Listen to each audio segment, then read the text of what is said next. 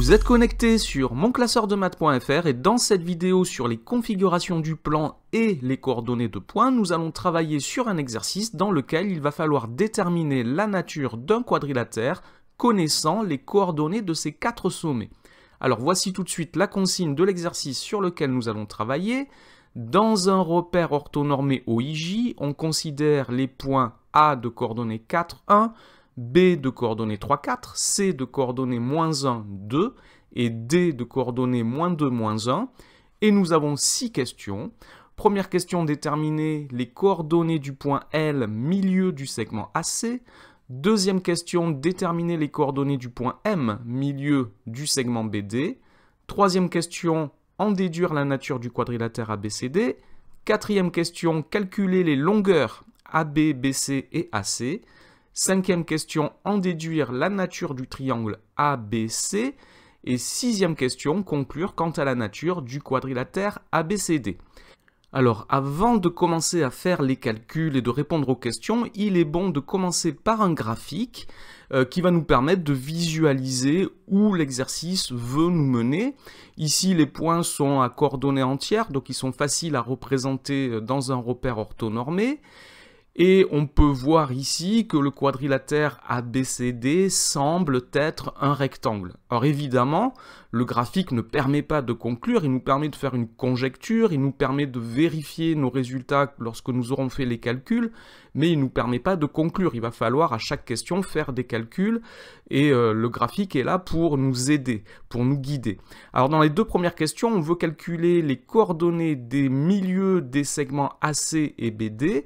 Ces deux segments sont les deux diagonales du quadrilatère. Si le quadrilatère est effectivement un rectangle, alors les diagonales doivent se couper en leur milieu. C'est ce que nous allons vérifier et nous commençons tout de suite par la première question.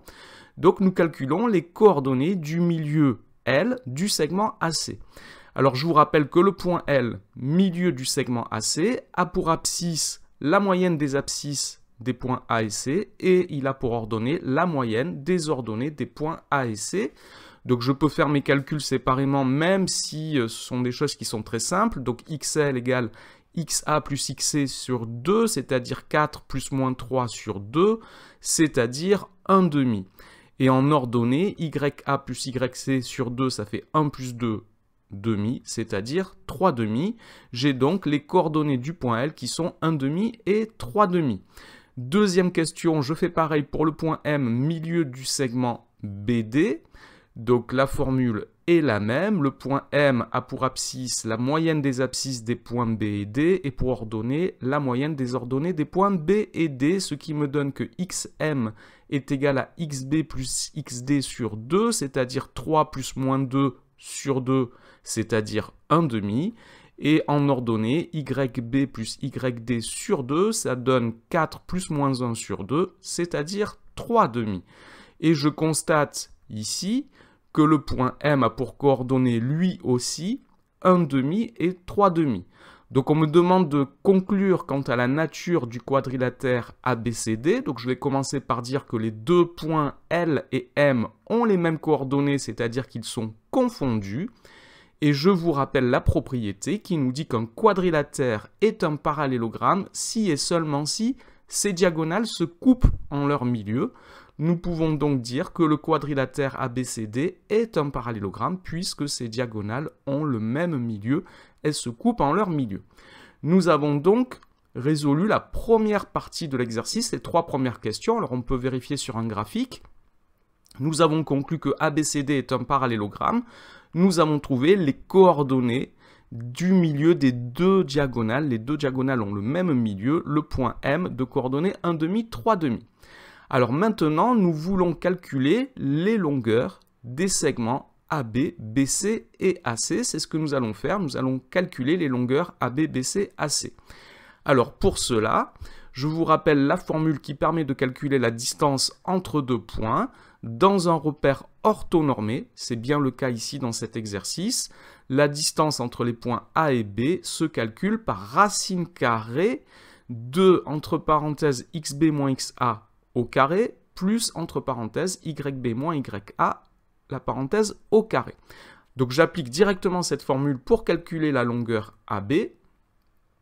Et dans la formule, je vais remplacer les abscisses et ordonnées des points B et A par leur valeur, ce qui me donne ici, dans la première parenthèse, l'abscisse de B c'est 3, moins l'abscisse de A qui est 4, et dans la deuxième parenthèse, j'ai 4 pour l'ordonnée de B, moins 1 qui est l'ordonnée de A. Alors, ça me donne 3 moins 4 dans la première parenthèse, ça fait moins 1 au carré, plus 4 moins 1, c'est-à-dire 3 au carré. Moins 1 au carré, ça fait 1. 3 au carré, ça fait 9. J'ai donc racine carrée de 1 plus 9, c'est-à-dire racine carrée de 10. Voilà pour la longueur du segment AB, pour la longueur AB. Maintenant, j'applique la même formule pour la longueur BC, donc XC moins XB au carré, plus YC moins YB au carré, le tout sous le radical de la racine carrée. Je remplace les abscisses et ordonnées des points C et B par leur valeur, ce qui me donne moins 3 au carré, plus 2 moins 4 au carré, le tout sous le radical de la racine carrée. Moins 3, cela fait moins 6. J'ai donc BC qui est égal à la racine carrée de moins 6 au carré, moins 2 au carré, 2 moins 4, ça fait moins 2. Alors, moins 6 au carré, cela fait 36, moins 2 au carré, cela fait 4.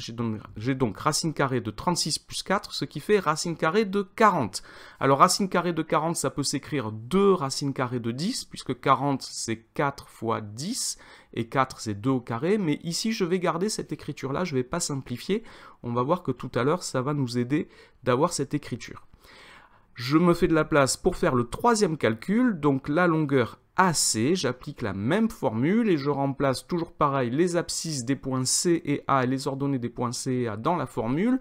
L'abscisse de C, c'est moins 3, l'abscisse de A, c'est 4, j'ai donc moins 3 moins 4 au carré, plus 2 moins 1 au carré, le tout sous le radical de la racine carrée, ce qui me donne que AC égale moins 3 moins 4, ça fait moins 7 au carré, donc racine carrée de moins 7 plus 1 au carré, et ça me donne donc racine carrée de 49 plus 1, cela donne racine carrée de 50.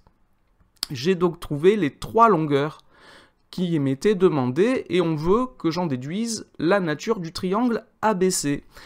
Alors, premier constat, c'est que ces trois mesures sont toutes les trois différentes. Donc, les trois côtés du triangle ABC ont des mesures différentes. Ce triangle n'est donc ni isocèle ni équilatéral. Donc, il reste une possibilité, c'est que ce triangle soit un triangle rectangle. Alors, pour cela, on va vérifier si c'est un triangle rectangle, c'est les mesures de ses côtés vérifient l'égalité de Pythagore. Alors le plus long de ses côtés, c'est le côté AC. Donc si c'est un triangle rectangle, AC serait l'hypoténuse. Je vais donc calculer AB carré plus BC carré. Donc ça me fait racine de 10 au carré, c'est 10, plus racine carrée de 40 au carré, c'est 40. J'ai donc 10 plus 40, et cela me fait 50. Je calcule ensuite AC au carré. AC au carré, c'est racine carrée de 50 au carré, c'est 50 également. J'ai donc l'égalité de Pythagore qui est vérifiée dans ce triangle. AB carré plus BC carré est égal à AC au carré. Donc, d'après la réciproque du théorème de Pythagore, ce triangle est un triangle rectangle en B. Alors, si je reviens au graphique avant de conclure sur la dernière question, nous venons de trouver, donc ABCD est un parallélogramme, et nous venons de trouver qu'il a un angle droit en B. Je vous rappelle que si un parallélogramme possède un angle droit, alors c'est un rectangle.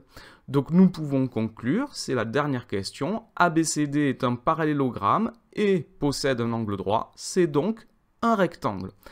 Et on peut écrire, pour montrer qu'on a pensé à le vérifier, que ce n'est pas un carré puisque les côtés BA et BC n'ont pas la même mesure. Donc ces côtés AB et BC n'ayant pas la même mesure, ce n'est pas un carré. Donc le quadrilatère ABCD est un rectangle. Voilà pour cet exercice corrigé. Cette vidéo est maintenant terminée. Merci de l'avoir regardée. N'oubliez pas de lui donner un j'aime et de vous abonner à la chaîne. Au revoir.